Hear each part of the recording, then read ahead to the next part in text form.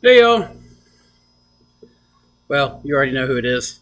We don't need to go into who this is. Andrew Reed, Mouse Creek Mushrooms, all that stuff. Oh, let me turn that volume down. Dang, we already got some people on here. What's up, Rare Shrub? Dooling's on. Hell yeah. What's going on, Dooling? And Joshua Marsh. Man, Rocket City's with me. Well, I don't know what the noise in the background is like, so if it's too bad, you guys just need to let me know. I'm going to adjust my volume there. Maybe I'm not going to be blasting you guys too bad. Michael just harvested massive King Blues. Heck yeah, man. And yeah, Jacob, I got the blue blob. I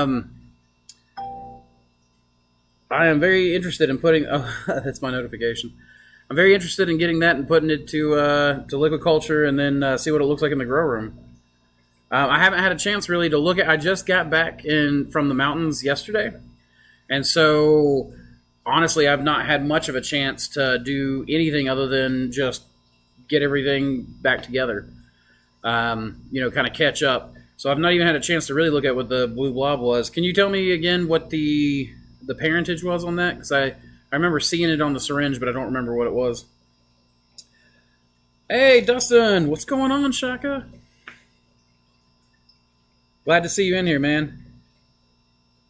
Noonan. I'm not sure what that means, Seth. Dan B. So that, yeah, just so you guys know, that's what we're doing today. Live Q&A. It's been a while. People have been asking, where are you at? And, what's happened to Andrew? And there's a pattern to this. It's almost every summer that I end up going missing.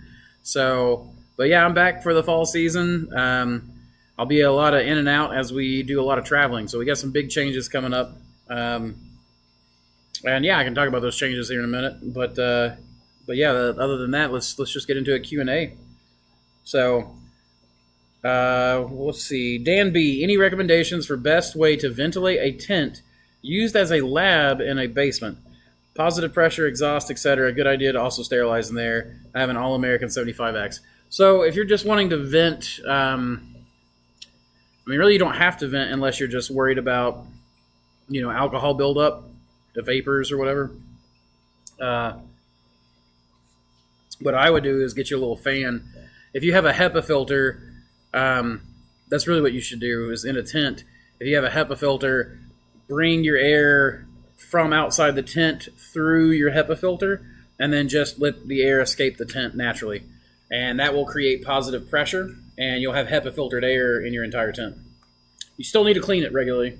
Deep clean, every few days or every time you go to do a batch. Let's see. Howdy from Louisiana, loving King Blues. I'm glad. That is one of my pride and joys. That's one of my first. I've got so many strains I'm in love with now. It's crazy. I never thought I'd get there. But thank you. If you like King Blue, I got plenty more coming. Things that other strains that will knock your socks off. So, hello to Honduras from East Tennessee.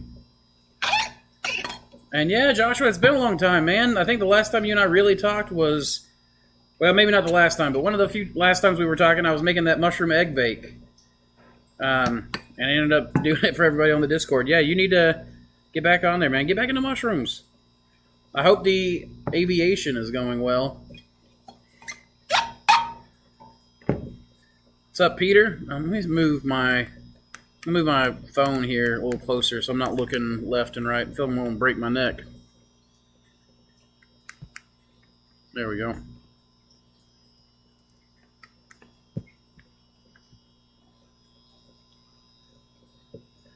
From Caddyshack, being old means fewer people get your jokes over time. I've heard that, and I think I've started to experience that. I made some jokes the other day, and my children have rolled their eyes at me many times. I think I'm cringe now, which is, when you're well into fatherhood. Jacob Howard, it was just King Blue spores. Looking forward to see how they grow for you. Heck yeah, man. I'll definitely give it a go. I'll run it through its paces. For sure.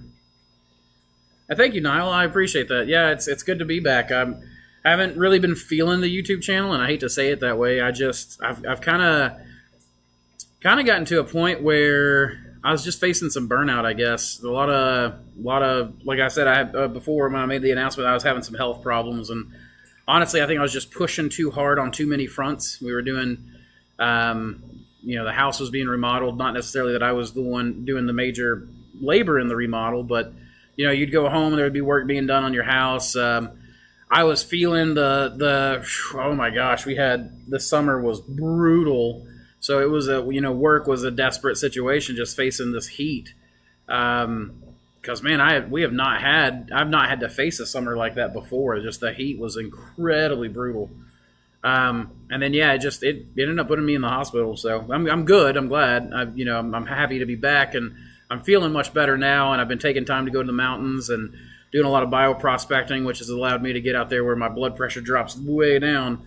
But it's just it was hard. And I don't know, I have a hard time. I can't fake it. Like, there's some people that can get on here even when they're miserable or happy or angry or sad or depressed or whatever, and they can still give you a good YouTube show, and I'm just not one of those. If I'm feeling sad, I can't get on here and just like, hey, everybody, I'm happy. Just not that kind of guy. Brian says, what strain of Hericium do you recommend? So, man, that's a toughie, because I'm in love with so many Hericium strains. Man, that's if you're going to make me narrow it down to one. Ooh. If I could only grow one strain of Hericium ever again, it'd be Bear's Head. In particular, the strain of Bear's Head that Mycelium Emporium has, I don't know where that one originated from. I got it from him a long time ago, and yeah, that's pretty much it. Like, I've totally been in love with it since. So I do love a lot of other. I have a lot of other Hericiums though. Like, it would be hard for me to just grow one. We alternate. We're growing Lion's Pride right now, I think. Next week we've got Dyson Sphere in the works. I've got bags made up of Fractal and Comb Tooth and Bear's Head and Saber Tooth and a bunch of others. Like, we're going to really be hitting the Hericium game pretty hard.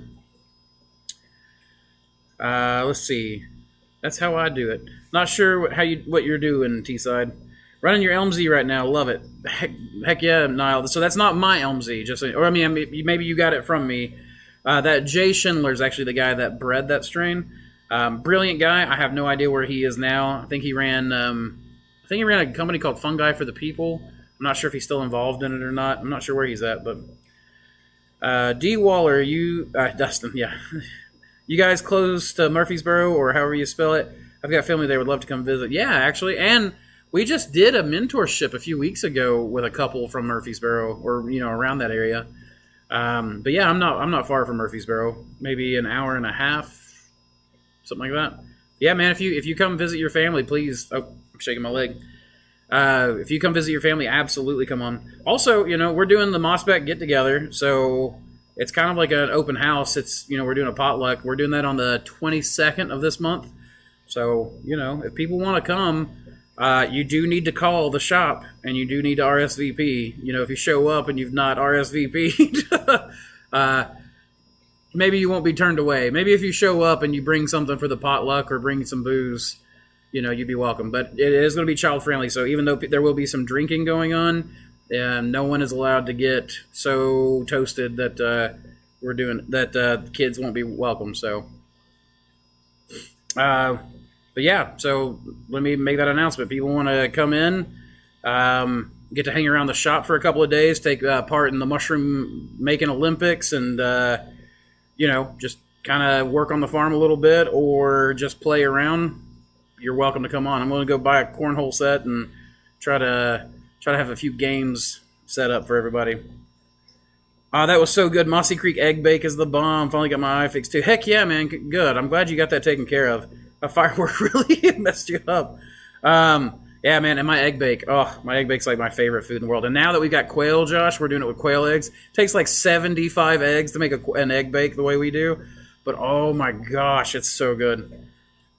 Jimmy says, take care of you, bro. Thank you, Jimmy. I appreciate that. I'm definitely trying to. Taking a lot better care of myself. I'm down about, 20 pounds now? And, yeah, we're going, you can't see it, but right behind and to your all's left, there is, right on the screen reversed, I guess. I have the jiu-jitsu mats and my heavy bag over here. I'm about to be hanging them up somewhere along here. For the heavy bag, and get myself, this is actually going to be our new studio. This was the second grow room, and then the third grow room is what I'm sitting in right now. That's now being changed into the studio and the fish and plants room. And yeah, I'm looking forward to it. I'm getting everything built out, and as we get this space made into a new studio space. Yeah, it's gonna be a lot bigger, so the cameras aren't going to be just up on Josiah and Samantha and I's faces, and it's going to give us a lot more room and a lot of... I'm going to be able to put a light box over here so I can do time lapses like all day long without it being in anybody's way. I'm running power lines and stuff, and some more. I need to get some more lighting installed, through here, but it's going to be good. So yeah, I appreciate it, but I will absolutely take care of myself. D. Waller, you want to talk about aquaculture? I can talk about aquaculture. If people have got questions about it, I'm happy to. I mean, obviously, I'm in the fish and plants room, which is not, the place I would normally be if I'm talking mushrooms, but again, it makes a nice little backdrop, and hopefully the sound of the air pump over there isn't too bad. Stress creeps up on you. Just been through it myself, and just getting over COVID. Shrooms suffer too. Yeah, it's the doctor I was at the hospital and the ER, and the doctor was like, "Do you?" My father went with me because I was having symptoms of a heart attack, and of course I'm 36. I'm 36. So I shouldn't really be in that much of a danger. I mean, my father, I think, had his first one at 38 or 39. My grandfather about the same time. So I was really worried. I was having, tightness in my chest and all that kind of stuff. And, yeah, they did a bunch of tests on me. It turned out I wasn't having a heart attack. But when I got there, my blood pressure was so high, they said I was close to stroking out territory. So... They had me calm down and basically just had me sit there really calm and everything started to get to normalize and everything went well. But the doctor came in and was like, "Do you have any stress?" And I was like, "No, I'm not stressed. I don't know what's going on." And my dad went, "Bullshit," because he went with me because heart attack runs in the family. And Dad was like, "Bullshit. He's remodeling his house. He's got a business. He's got this. He's got this. He's got this. He's got this. Don't tell her you're not stressed." And she went, "Honey, you need to slow down." But yeah, it can creep on you. I didn't even realize how stressed out I was. And then all of a sudden, I told Samantha when all this stuff was going on, I was like, "I've just got to go swimming." And I had bought a blood pressure cuff to watch out for stroking out, and everything. Apparently I've got thick blood, so they put me on just a half an aspirin every day because my blood is so thick. My blood actually... They had to come back and take it twice because my blood coagulated before it even got to the lab. And I clot really fast. I've actually got cut pretty deep by a drone day before yesterday. Maybe it was yesterday. And those are actually pretty deep, but man, it clotted almost immediately. And that's even with me taking the half an aspirin every day. Taking a half an aspirin every day to thin that blood out a little bit. Let's see. Hey Andrew, 805 Mushrooms here. You interested in growing a Salvia divinorum? I see you have some plants in the background there. I'd love to send you a plant. I don't know what that is. What is a Salvia divinorum? Thank you, Julie. And no, you guys don't need me. At least I hope not, but thank you. I appreciate it. It feels good to be wanted.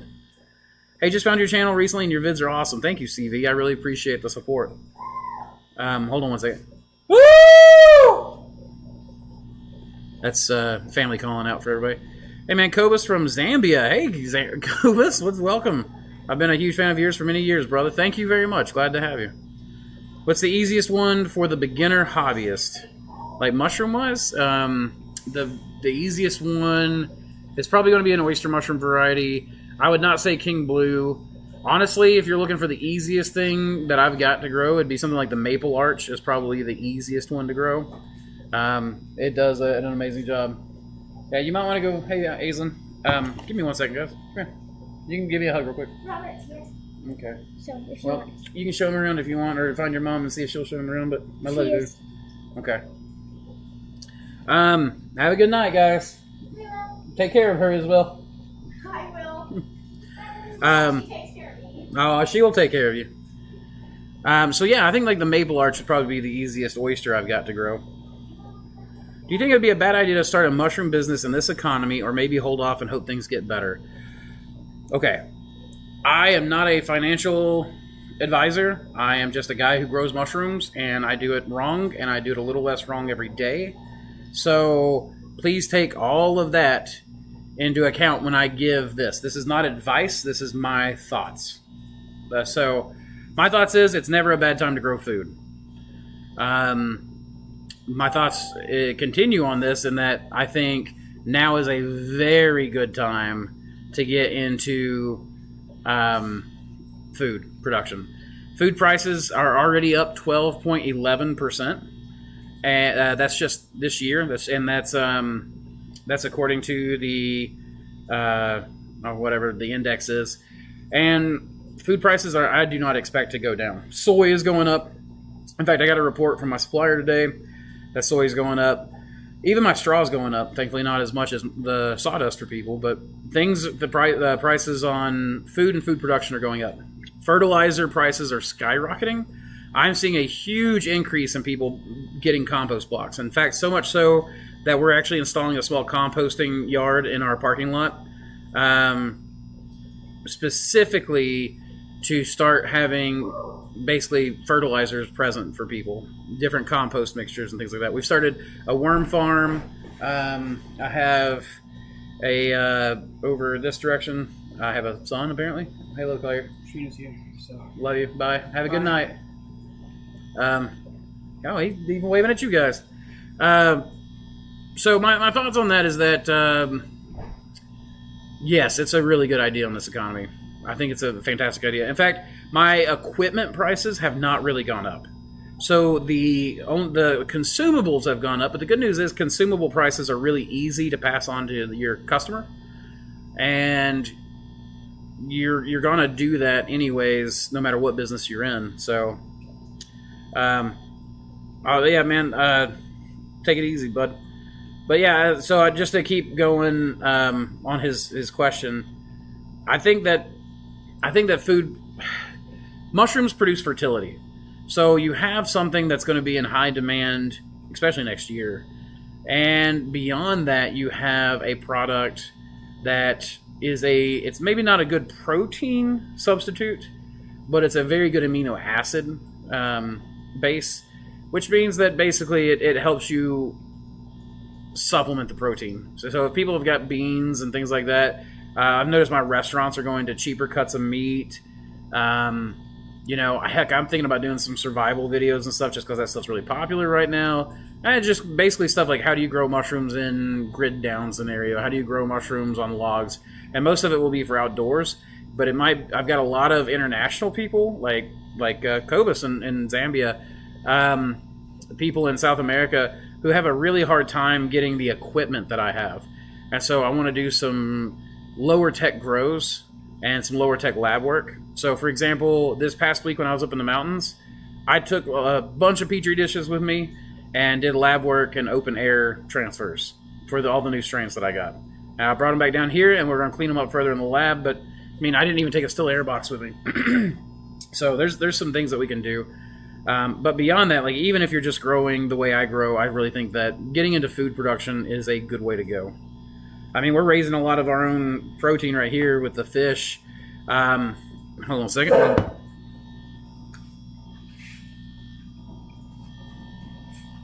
So that's just the start of our insect farm. We've got our pupating containers right here. This is where the worms and the beetles are. We got more tanks that we're installing. But my thoughts on all that is that we're producing protein, the bugs. I don't really want to eat the bugs, but the bugs are very easy to make fish food. When I worked at Sustainable Aquatics, the hatchery, I was in charge of live feeds for the baby fish, but I also worked into making not live foods, making in flake foods and gel foods and things like that. So my plan is to take the bugs that are all gut loaded up on fungi and aquatic vegetation, and then use those as a high protein fish food for tilapia, catfish.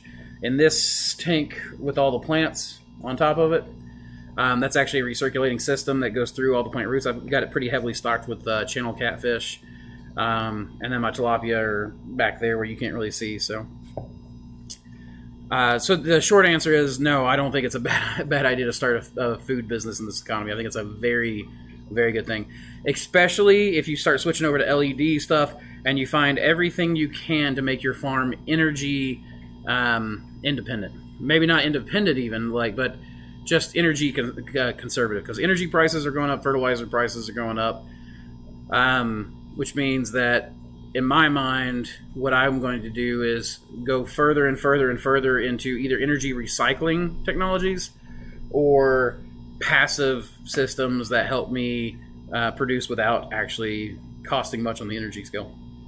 I also happen to live in a part of the country that's got, the cheapest electric in the country. Thank you, TVA. You may have taken my family's land, but you provided cheap electricity. And with cheap electricity, we can do a lot. Are we from Durban, South Africa? Good Old Road. I'm hoping you like Old Road, and yeah, hey, hello, South Africa. Thanks for watching. Hello from East Tennessee. Do chefs tend to stick to the same mushroom types, or are they open to experimentation? So for me, my chefs tend to get whatever I send out. We do a lot of experimental growing. Because we're breeding so many new mushrooms, we actually send our test. I'll do a 30-block commercial test when we get to that stage. That 30-block commercial test gets weighed. We keep some of it for testing, for like taste testing, texture testing, that kind of stuff, and then we ship it out to the chefs, and we actually make our money back on it. So our breeding project actually makes money on the strains, and it makes money on the mushrooms during the initial testing. And rarely do we have any sort of complaints. There have been a couple that we've had some complaints on, and in that case you just say that won't happen again, or whatnot. But mostly they're pretty open to experimentation. I will say there are certain chefs that we pay a lot of attention to, like pizza places. Pizza places want thin mushrooms. They do not like thick stuff. They want mushrooms that are going to bake quickly, need minimal processing, are going to bake quickly in a pizza oven. So pickled quail eggs are good income. I have not sold them because we eat all of our quail eggs. Actually, I need to build my flock up. I've got 3 or 4 empty holes in my hutches right now. Well, got to go. Y'all have a good night. Thanks, Josh. You have a good night, too. You look great. I'm also in the process of losing some weight. Heck yeah, man. CV, you got to. I have to, so. Because I know someone that had a heart attack at 20. Man, they must have had some like family history or something, or drug problems. I do know someone who had. I'm not saying that your friend had drug problems or anything. I'm just saying like either genetics or drugs tends to make that happen. That's exactly what I went through in April. They said it may have been a clot. Oof. Yeah, I hope I don't have that. I honestly kind of think the symptoms look like post-COVID syndrome. I'm glad you pulled through. Thank you. You got it exactly right. Salvia, don't do it, Drew. Felony here in Florida. I would have to look up Tennessee, I guess. Shrubby plant native to Oaxaca, Mexico. Oaxaca. That's it. It was spread by Gordon Wasson and Daniel Hoffman, and typically only propagates via cuttings. I mean, email me, mosscreekmushrooms@gmail.com, and yeah, just let me know. Are brown oysters the same as Italian oysters? Italian oysters is a strain, or it's a kind of a catch-all term, and the catch-all term is usually Italian, but Italian often refers to a specific strain of Pulmonarius, which is also, our Venetian is a Pulmonarius. You have Phoenix oysters, which are a Pulmonarius. There's a bunch of them. So Hi everyone from T-Lush. Hey, what's up T-Lush? See you guys on Instagram all the time. You guys kill that Instagram game. Thank you, Jonathan. I appreciate that. It's never a bad time to know how to grow food. Yes, 100%. I don't care if you get into microgreens. I don't care if you get into mushrooms. I don't care if you get into aquaculture.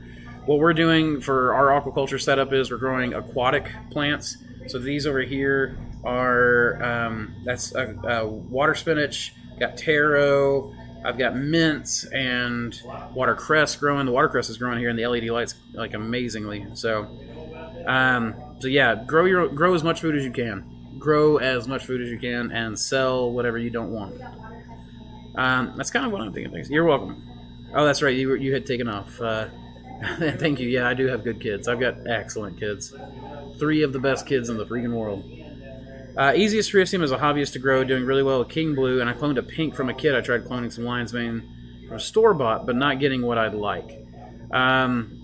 So Brian, as far as I know on that one, yeah, the easiest Terrarium would be not a lion's mane, comb tooth. So either our comb tooth, Field and Forest has got a really good comb tooth, and then Mycelium Emporium has a bear's head, and bear's head is also a really good one. So those are the 3 that I would consider the easiest to grow.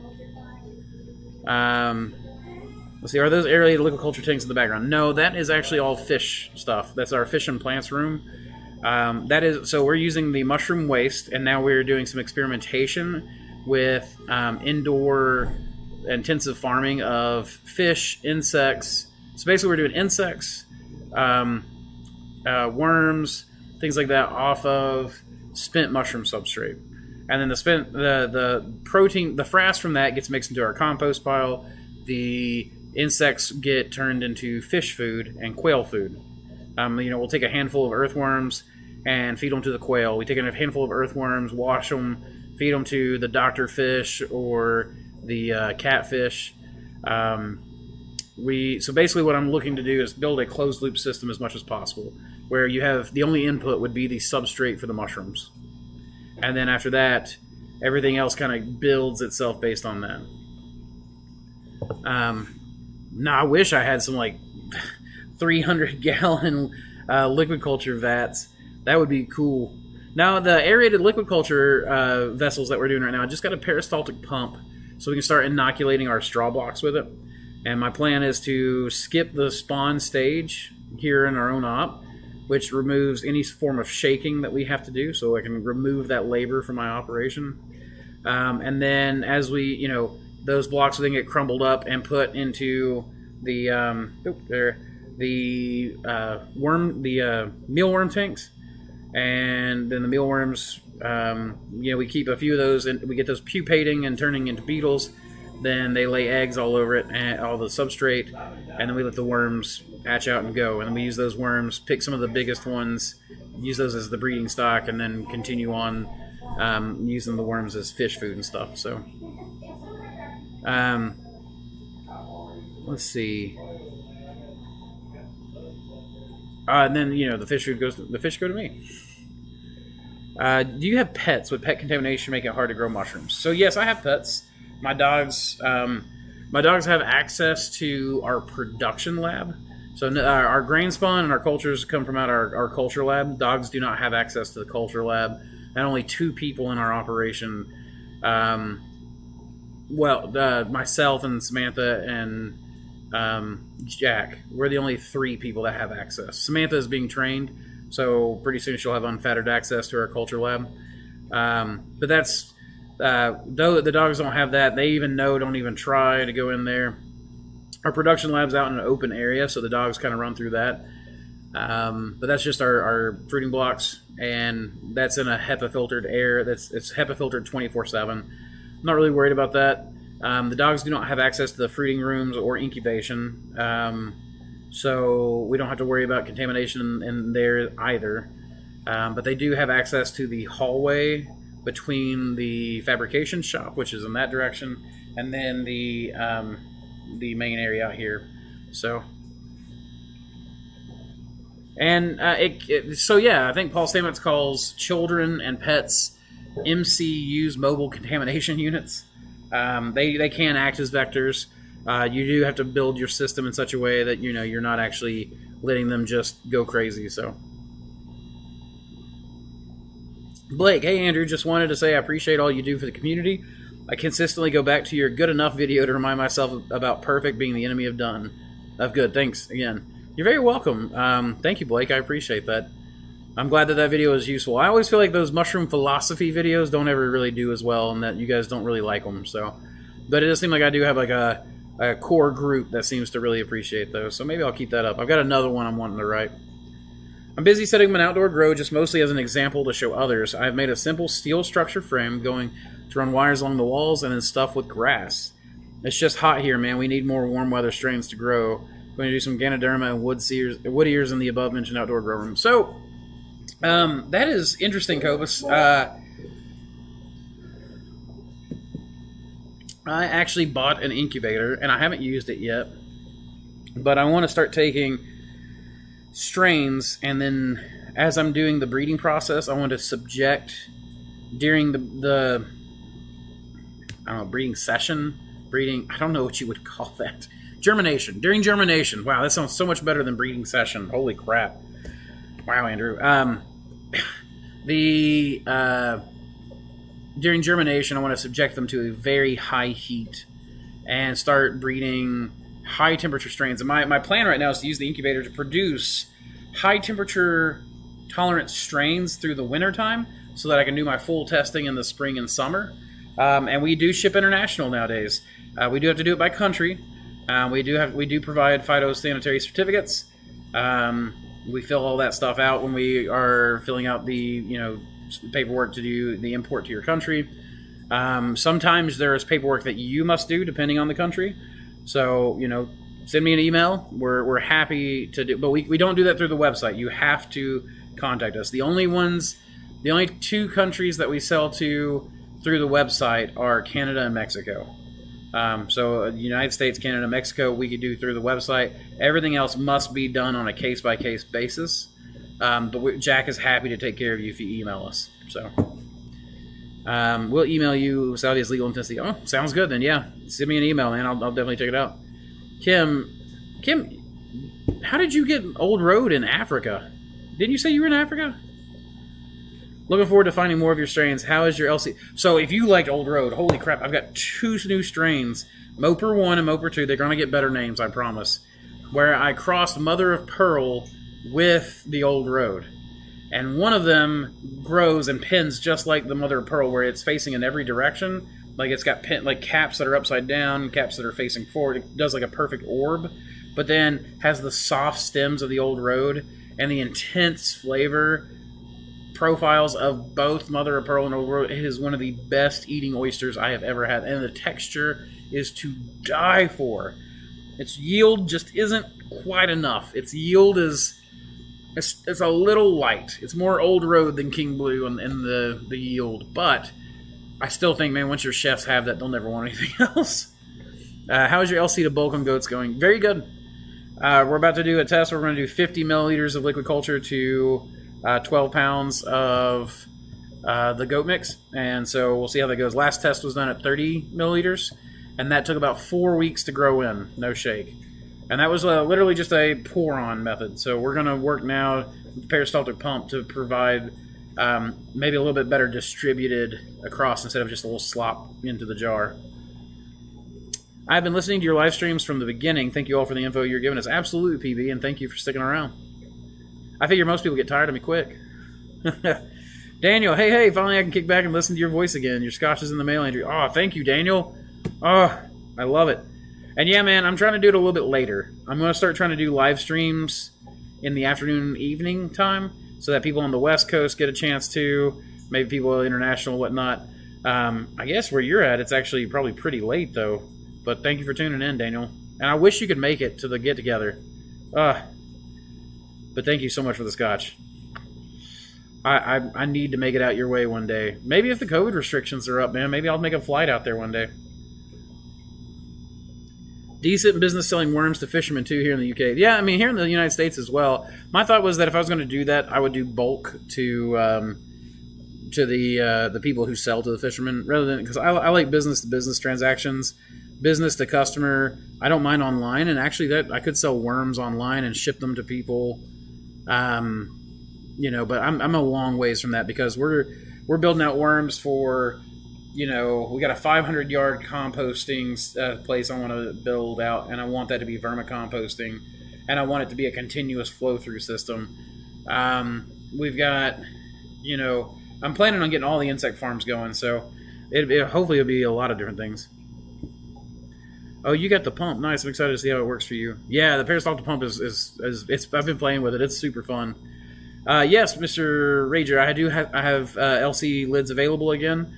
We did not have them through COVID, but they are available now. Excuse me. Absolutely, T-Side. Sorry we missed you. Hopefully I got to your questions before you left. Absolutely, Dustin. Take care. You would absolutely love some more mushroom philosophy. Well, Flaming Cacti, I will work on it then. I'm sure there are quite a few. Howdy from Tazewell. Hey! Local here then. Just want to thank you all the videos, information, man. You've helped me a great deal to get started. Absolutely, David. And come down check out the shop sometime. You're not that far. What, Tazewell's maybe an hour? I will say, you live in a much prettier part of the state than I do. We're getting too many people moving here. I might move to Tazewell myself. Ordered online from a company in Johannesburg called Mom's Mushrooms, a guy called Clayton. He has only your strains on his site. Well, that's cool. Jack must have taken care of him. I think I remember Jack telling me we were shipping to Africa. So now that you mention it, good. I think he actually bought quite a few of our strains. John Grady, later is great. I kept waiting in my car at Walmart on my way home from work so I could join the live stream. Well, dude, I'm glad you're here. Glad to see you again. I know it's been a long time since I've been on. I've been offline a bit. Can you tell me how your LC to fruiting bags directly went? Sure, Cobus. So far, that's going really well. We did 30 milliliters per 12-pound block last time, and we're doing 50 in the next. And our 30 milliliters took about 4 weeks to grow in. So it was only about a week longer than normal incubation. I'm hoping with 50 milliliters of inoculant, we can get that down to a normal 2 to 3 week grow-in time, plus the subtraction of labor cost. And if that's the case, I mean, I do about 2,500 milliliters in a gallon jar. So you're talking, I can't do math on top of my head, especially when I'm on the spot like this. So you're talking about, that's about 50 bags per gallon jar that I do. I can cook 8 of those in my large autoclave. I can cook 1 to 2 of those in my small Americans at a time. So, in fact, I could probably cook 10 gallons in the big autoclave. So, that's plenty of bags for me. And if I just produce those each week, and then we do the the aeration of the gallon jar, which makes them grow in so much faster, that'll be really good for us. And it will cut out a lot of the labor. Let's see. David, you said, yeah, about an hour. So, yeah, about an hour is not... you wouldn't be too far, then. Hold on, my chat seems... Oh, no, my chat disappeared. I can't see you guys. Give me a second. Where did it go? Uh-oh. There we go, live chat. Okay. Woo! Everything's just... It's messing up.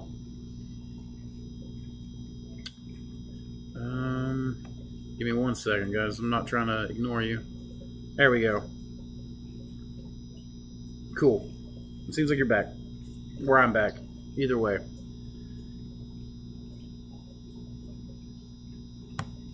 There. How have you been going LC to bulk substrate? So, LC straight to bulk would be... we tried this cattle vaccine gun from Lions Mane of Denver, and I don't want to speak ill of it at all, because they gave me one, it busted, then they gave me another one for free, and this is not a cheap gun, and I was really impressed with the quality of this vaccine gun, but the check valve in it is just too small, and I don't know if he's got a fix for that or not, but honestly it's just too... By the time you spend your money on a couple of these, you might as well get a peristaltic pump. And peristaltic pump, plus the new liquid cultured lids that I'm doing, where I do a bulkhead in it with just a silicone hose that goes in. It's just not the that kettle vaccine gum just plugged up really quickly, and the peristaltic pump does not seem to plug up very easily. I really like it over the cattle vaccine gun. So that is how we're planning on doing it in the next run, but we haven't done that yet. When the cattle vaccine gun broke, we then started pouring, just hand pouring and kind of eyeballing it. I mean, we got very close, because we had exactly how much we expected to go into as many bags as we expected. And the bags grew in about 3 weeks, but that's how we were doing it. It was just a free pour, kind of slosh it around, pour, slosh it around, pour, slosh it around, pour. When your stir bar falls in, grab the magnet. We got a little magnetic grabber, I guess, and just reach in there, grab it, and pull it out. That way you're not putting your fingers in a bag. That was probably the easiest way that we found so far. I'd love to come down and check it out, man. It sounds awesome. Yeah, David, we're around. Just give a call before you head down to... I've told Jack we're not doing tours anymore. So, if you're on the live stream and you tell me you're coming, like I always just say, just call and make sure that I'm here. And you said, Andrew said that it's okay if you come in. That kind of thing. And he'll check with me, and I'll just say yes.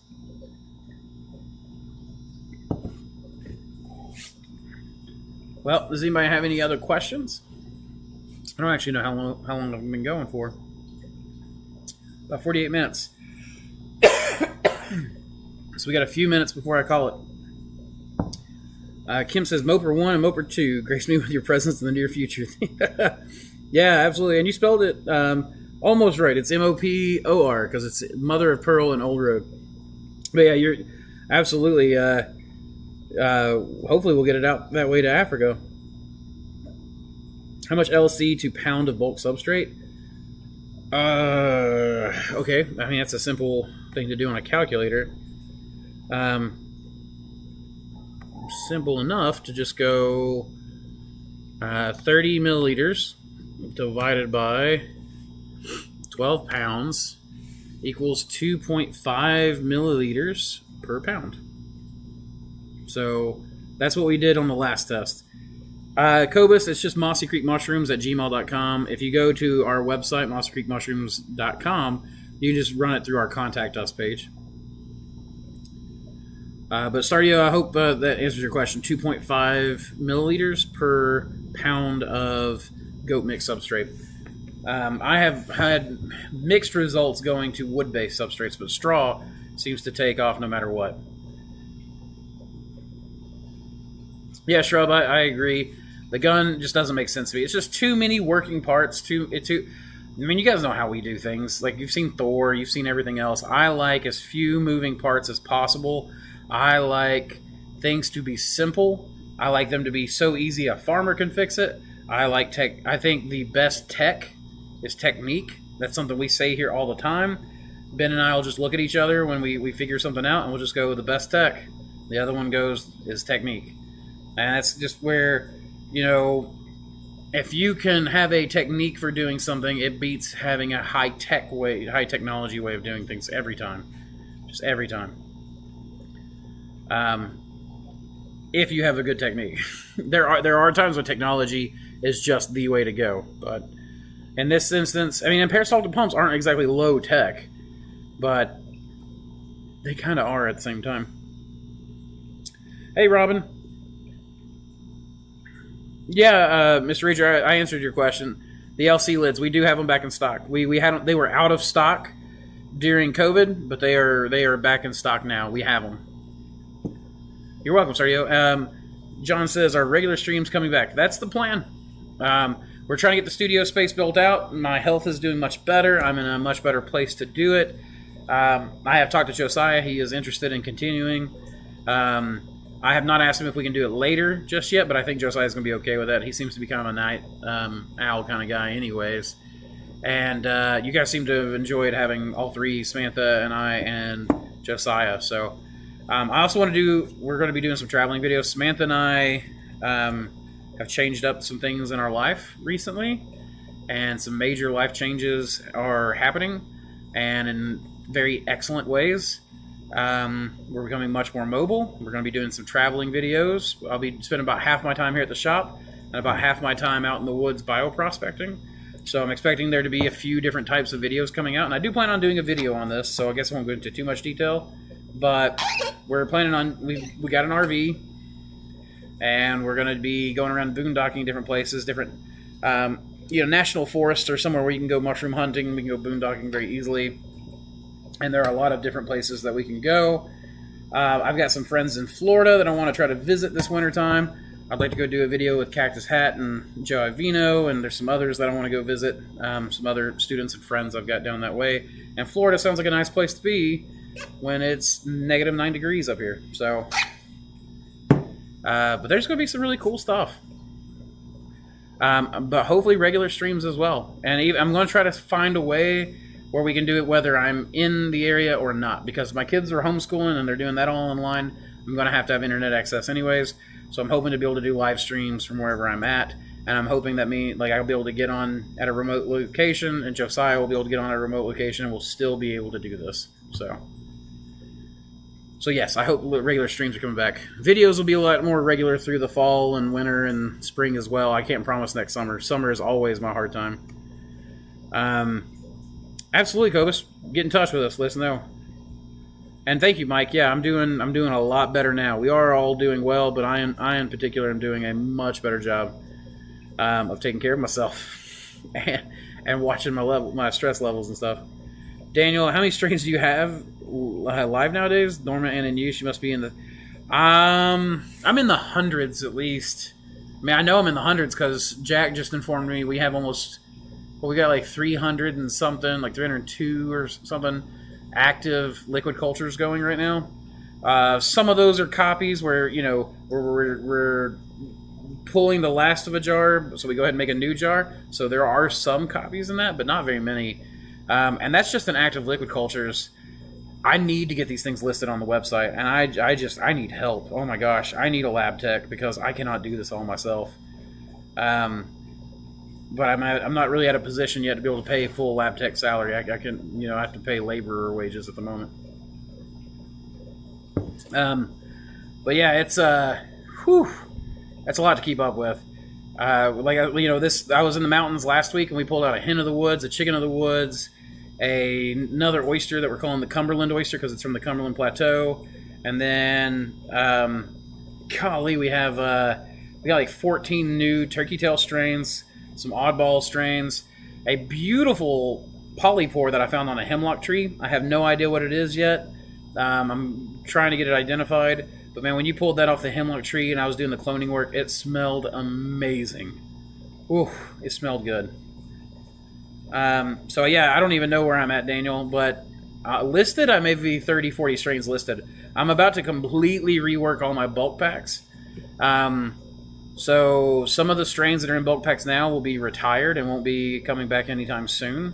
So, and then some of those strains we're going to be completely reworking with new strains, and then some will be some of the old favorites repackaged. A lot less duplicates in the bulk packs is what we're going with as well. So, but it's definitely in the works. There's a lot of strains about to be released. A lot of strains being released. If I can just grind through the work. David says, sounds good, man. I'll let you know. Yeah, man, I got a question. Are bigger blocks equal bigger flushes, or is there a genetic cap? So, yes, no. It's there's a loose base formula that people go over on this. If you're expecting 1 pound of mushrooms out of a substrate, and you poke 4 holes, you'll get 4 quarter pounds. And if you poke 1 hole, you'll get 1 full pound mushroom. And it doesn't always work that way, but that's kind of the general rule. Each strain is going to give you a certain amount based on the environment that it's placed in, plus the genetics that it's capable of producing, plus the substrate that it's being able to pull from. So it's actually a more complicated question than it seems. The truth is, so when we moved to 12-pound blocks, and typically what they say is the bigger the block, the less efficient that block is. And it's true to an extent.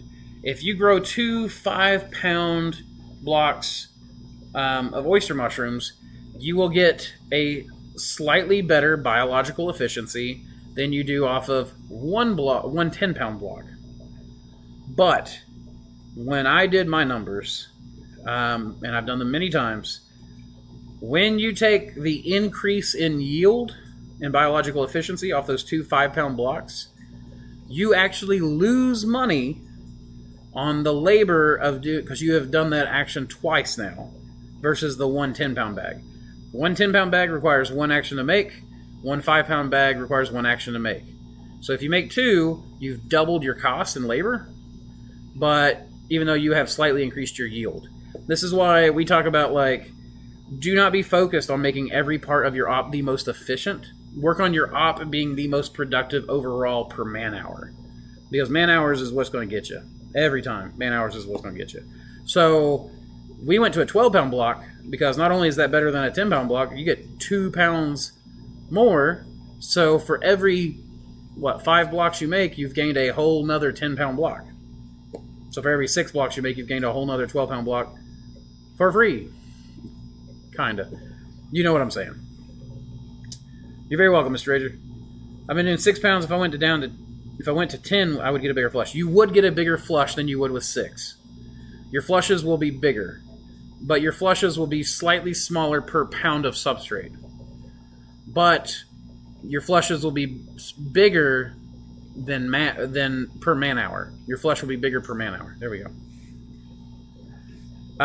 May I ask, should I really invest in transducers from House of Hydro with the extra coating? I like the extra coating. I get the extra coating.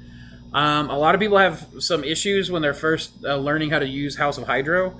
There is kind of a small learning curve, but I'll tell you right now, I'm running on, we have 2 units plus 2 backups. And my 2 units that I've got right now, one is over 2 years old, one is over a year old, and my 2 backups are basically brand new. I've barely used them, primarily just when we're cleaning stuff out and swapping. So that is, I get the extra coat on mine. I do not get the square units, I get the round units, because the square units are a bit newer, so I feel like any kind of problems there might be, or I don't. It's the newer. How do you say that? The newer ones might have problems that people don't know yet because we've not had enough people have them over enough time to discover all the problems. Not saying that they're not good, and they do put out a lot more humidity, but they're putting out a lot more humidity on the same 12 discs, and I think there's probably going to be more wear. So you might be able to... sorry, that was my father calling me. I will get back to you, Father. But yeah, hopefully that answers your question. I cloned an oyster culture from Stonehenge last winter. No way, Robin! Holy crap! You got me all excited.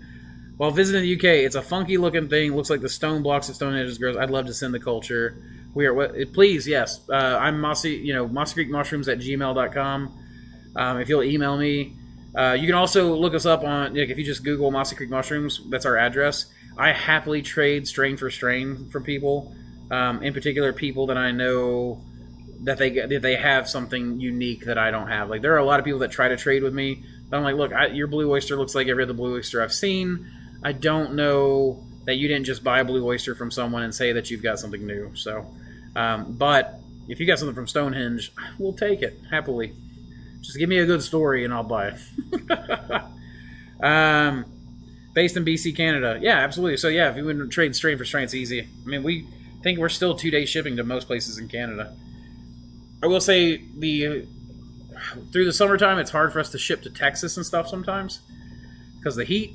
But you're getting up to the wintertime when the syringes will freeze solid up there in Canada, especially up in the northern provinces. So Kim says, good health and happiness to you and yours. Thank you very much, and to you, Kim, as well.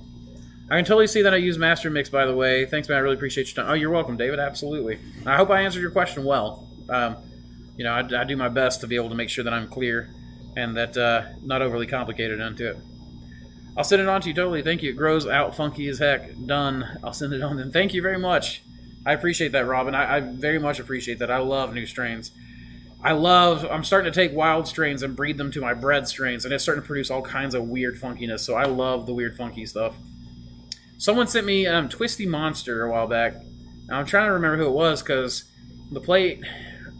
I never could get anything to... The plate cracked in the mail, and I was never able to get anything to grow from it.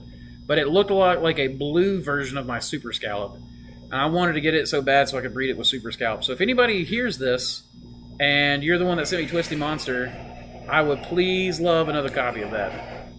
And I will buy it again if I can just figure out where to get it from. Alrighty then. Well, I'm happy to keep on answering more questions, but if we're done asking, I will absolutely sign off. So, if you got them, let's go ahead and send them. Well, in fact, why don't I just go ahead and tell you, I told you a little bit about the changes that we've got, but I can go ahead and finish up telling about some of it. So, my plan right now, I've already started looking at, through the mountains, different elevations. The times that they get to the temperature is when I see oyster mushrooms fruit around here mostly. So through the summertime, I'll be hunting a lot of reishi, chicken of the woods. Fall, I'll be hunting for, like right now I'm hunting for hens and whatnot. Of course, anytime I find an oyster in the summertime, I'll clone that as well. But I've got trips planned to like the Nantahala area, Cherokee National Forest, Pisgah National Forest. Hello. Hi. Oh my goodness. How's it going? It's going very well. Very well. Now that you're here. Oh, yeah? You doing a live chat? Yep. Woo! Doing a live stream. Hi, guys. Watch, we'll get our numbers going up all of a sudden. Yeah. Don't leave! Don't leave! You're my ticket to the big leagues. Having someone pretty next to you makes your numbers go up, don't you know? Are you sure it's not having someone handsome next to me? We know. Don't we, folks? We know. Uh-huh. I know. I know you know. You have to know. Oh, I'm out of hot water from my mate. Nah, don't worry anymore. I'll be up all night if I have more caffeine. Oh my goodness, she's gonna take care of me. Good woman. What was I saying? She got me all Twitter-pated. Oh my goodness, folks. I have completely lost my mind. I don't remember what I was saying. Oh, we were talking about the changes coming up. So I'll be hunting oyster mushrooms. For the summertime, I'm going to be hunting reishi. Collier, my son that you saw earlier come by and wave as he was leaving, he went out and kayaked for me and found me a Ganoderma suge, I think. That's what it was. I'll need to check again. Cecils. Ganoderma Cecil. And so we got that in blocks testing right now, but that was found in a tree that had fallen down into our backyard pond at the house we used to live in, and that you guys saw the mushroom mop in, which, by the way, my business partner Ben is getting. So we're talking about trying to put a Airbnb in the basement where people who come for mentorships can stay in the old mushroom farm while they come learn in the new mushroom farm. But yeah, that's that's a bit of ways out for sure.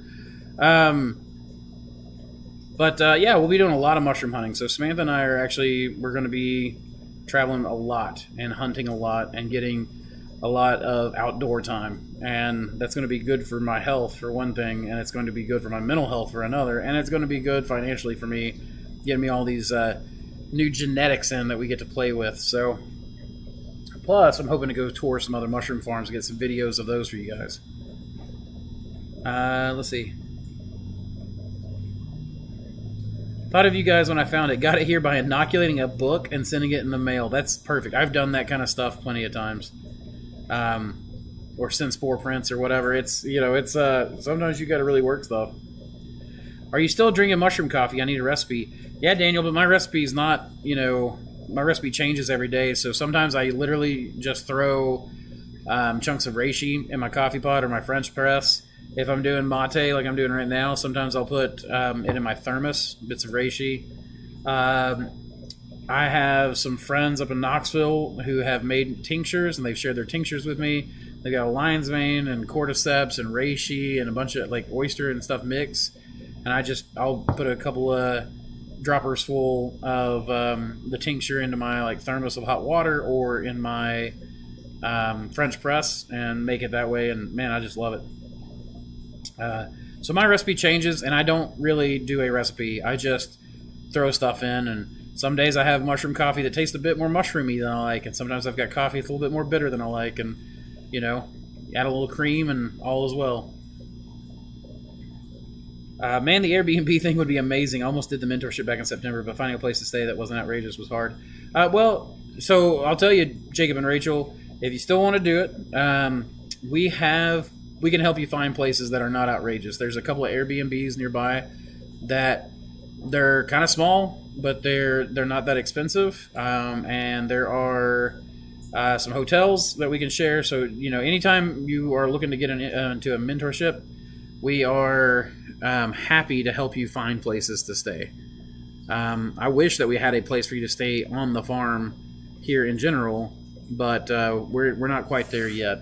So, again, that's one of the reasons why that a mushroom Airbnb, basically just say, like, we would rent it out, and then when people do mentorships, just say, hey, you can stay in there for an extra whatever, and it's only like a 2-minute drive from the farm. So the Airbnb right down the street that people stay at normally usually isn't too expensive, and it's within walking distance of the farm. So if you still want to do it, let me know, or let Jack know. We'll help you find a place. Man, I just saw Mondo post on Instagram. I'm a little surprised he's not on here. He's usually on these live streams. Well, folks, you got to see my pretty face and see that I'm still alive. Videos are coming. Okay, one more question. Do you think one can grow mushrooms part-time yet commercially? What advice might you have? What do you think is the minimal commercially feasible scale realistically? I mean, if you're, that's going to depend on you. Like, what are you comfortable doing, and what do you want to do, and how big do you want to go? I mean, you can be the size of a boutique farm. You can sell 10 pounds a week. I mean, there's a lot of different ways to go. I will tell you that Samantha and I, when we were in the basement, we grew on average 600 pounds of mushrooms a week in a operation that was about 840 square feet. I worked 18 hours a week, not including YouTube, and Samantha worked 18 hours a week, not including basically YouTube and she was learning artwork at the time and like how to do digital work and things like that. So we both worked 18 hours a week, meaning the farm had that much available. And then Ben worked about 4 hours a week. So about one person's worth of work, a 40-hour work week each week, is what we had. And Samantha and I just worked in a pair, so we were a little bit more efficient. But I mean, you can go very small, and you can work an op. I mean, if you wanted to go 200 or 300 pounds a week, you could do it. Now you have to be ruthless and to do it that way, and most people are not willing to cut anything unnecessary. So many people think, well, I'm going to trim my mushrooms because that's what the chefs want. I'm going to do this. I'm going to do this. Stop being silly and cut your labor. And you can get it down to where you can have weekends off. You can have it to where you're working a part-time job growing, 200-300 pounds. And if you're selling that for even as low as I do, which is $8 a pound, most people across the country now I think are coming up to about $10 a pound. That's what I suggest most people get to in the beginning is $10 a pound. You can always bring your prices down lower if you want. But I mean, you're doing 300 pounds a week and you go to $10 a pound, that's $3,000 a week. And you could do that in 20 hours. You could do that in 20 hours. And again, you got to be vicious with your time management. Don't do anything unnecessary. But you could definitely do it. Do you think one... Oh, that is the question I just read. Yeah, I mean, I think it's realistic. I did it. In fact, I know that there are people that do it even better than I do. Like, if you were to do aerated liquid culture... In fact, that was before we were doing liquid culture. Now, with liquid culture, I could probably do it with even less time. because I was spending a lot of time my time cutting up agar and really working that. And if I could just draw draw 10 syringes a week and make 10 things of spawn, which honestly, if you're, let's just say that you're not at my yield level yet, you get 2 pounds of mushrooms per block. You want to go 300 pounds, you divide that by 2, that means that you need 150 blocks per week. You divide that by 30, because just running my numbers, I do 1 5-pound bag of spawn to 30 blocks, 30 12-pound blocks. But I used to do 1 5-pound block of spawn to 50 12-pound blocks. Let's just say 30. Now you know that you need 5 spawn blocks a week. If you're doing liquid culture, that's 2 Prestos. With 2 Prestos, you can cook 8 bags of grain a week easy in about a 2.5 to 3 hour time period. You pull your syringes in front of your flow hood and inoculate those bags. You could have that done in 10 minutes. Your grain spawn wouldn't take more than 10 minutes a week to make, that kind of thing, of actual labor. And then, that's just, oh my gosh, that rocks my world. I wasted so much time back then, and I was only working 18 hours a week. Oh my gosh. That's very feasible. And then, you get the 150 blocks a week that you got to make. You could hand scoop those, and a 300-gallon trough, you could do that in one day. You could hand scoop those. I would suggest buying a Thor. I don't really make any money off Thor. That's all Man of War. I just do that to help my friend out. But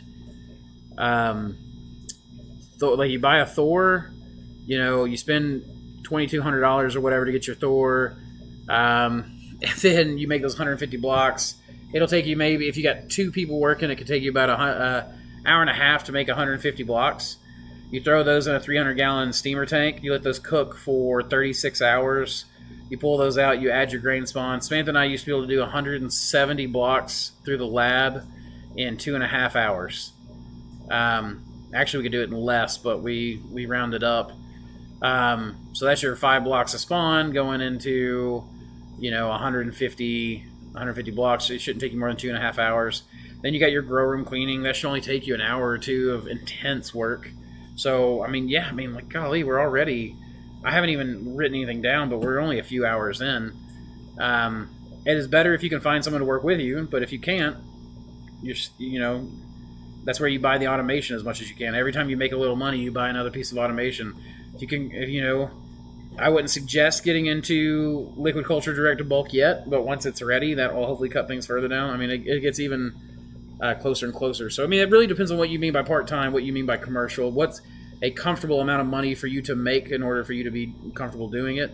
But that's something we do during consultations and mentorships. Every mentorship is different, because when people come in, we sit down and we're like, hey, on Monday, we're like, what do you want to know about? Where do you feel is your weakest point? What terrifies you? Because you're going to face that this week.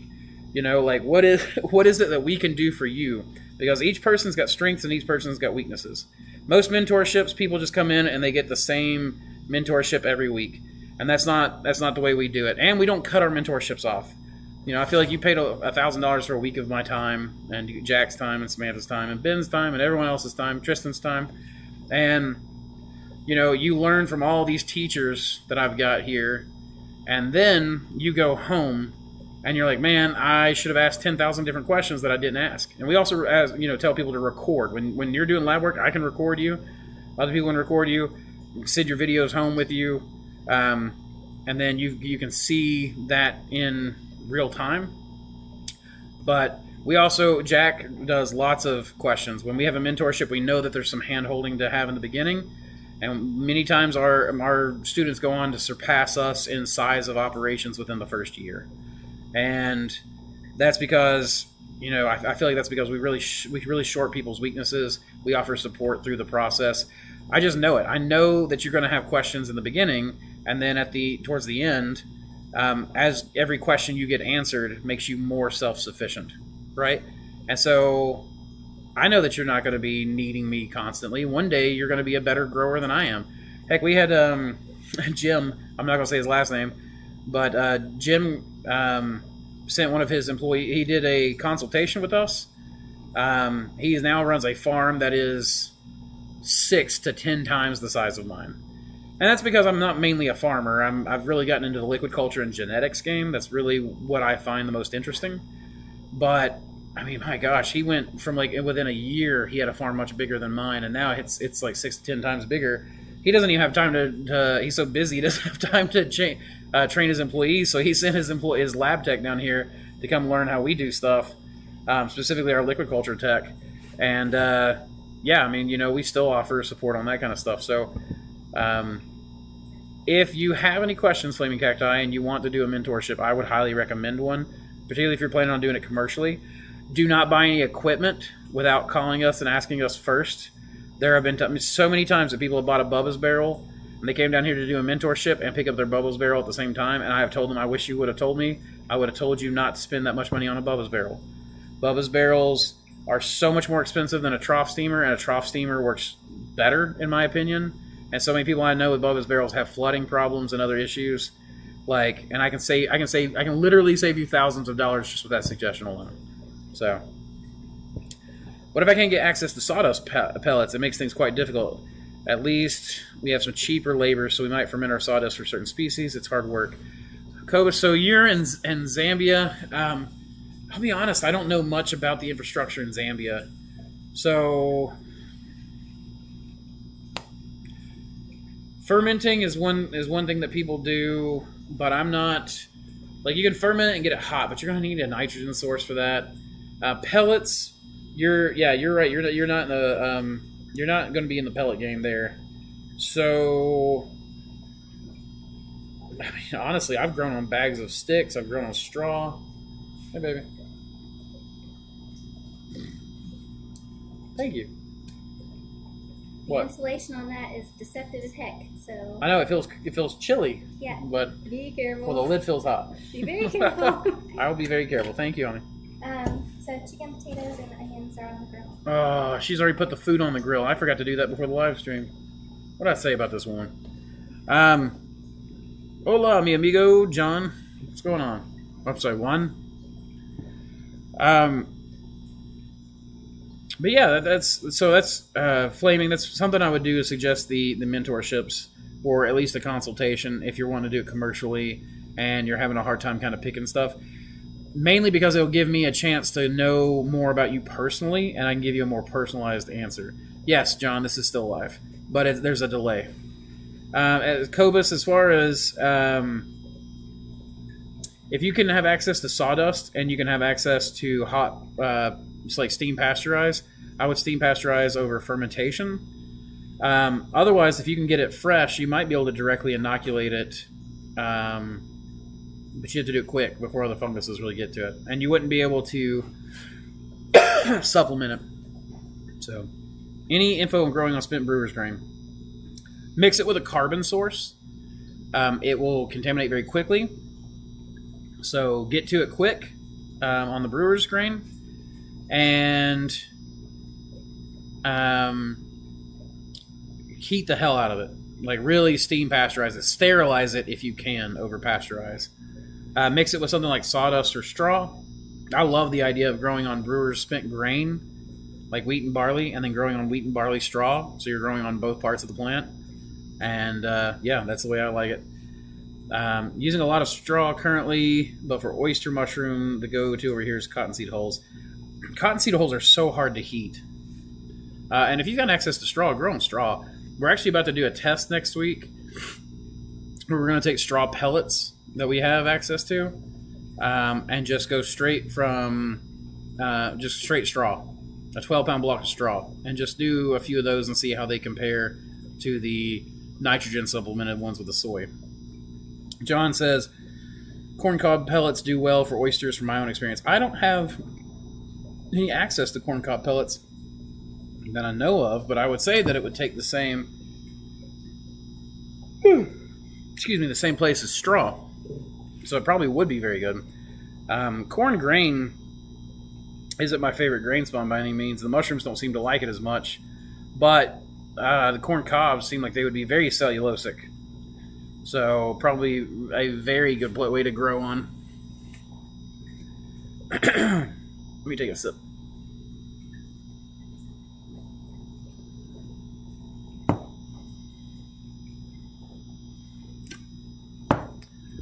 itchy throat. Oh, Daniel, it said that you said something and then it disappeared. Is my chat messing up? In fact, nothing's popping up. Maybe fermented corn cob pellets. Yeah, I don't. As far as I know, I don't have access to anything like that.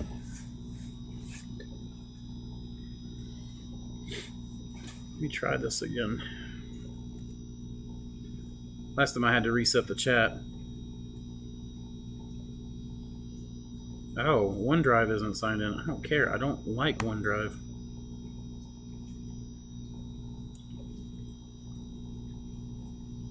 Ah, message retracted. I see. Well, Daniel. Can't believe you retracted on me. Okay. And live chat is reset. Cool. Well, guys, kind of looks like things are dwindling here as far as questions and everything goes, so I'm going to go ahead and shut it. And, yeah, I'm happy to get on here and see you guys, everyone, and see you guys and kind of tell you about what all's going on. I'll have some videos coming out soon, so if anybody has, anything they need help with, make sure you guys email us. It's just mosscreekmushrooms@gmail.com. And let's see, real quick. Daniel says, I have a cattle trough steamer too, prefer it to the barrel, but I do mostly cold soak these days, and no chat is fine. I can't type on my phone with fat thumbs. I'm the same way, man. Yeah, the trough ones are definitely the way to go. Well, everyone, I hope everyone who is wanting to come to the Moss Creek Mushrooms Wild Night on the 22nd of this month, make sure you get in contact with us through email or call on the shop number. We are closed through the weekend, so if you called right now, you wouldn't get anybody till Monday. But, yeah, anyone who wants to come, please come. It's a potluck or a BYOB, and children are welcome. But, again, I need to know everyone who's coming, so make sure you get in contact and RSVP with us. If anybody has any other questions, give us an email. Please check out our mentorships, consultations, liquid cultures, everything. Make sure to hit thumbs up on this video. I don't know what else I'm forgetting, but I really appreciate you guys. And, well, keep spawning culture, y'all.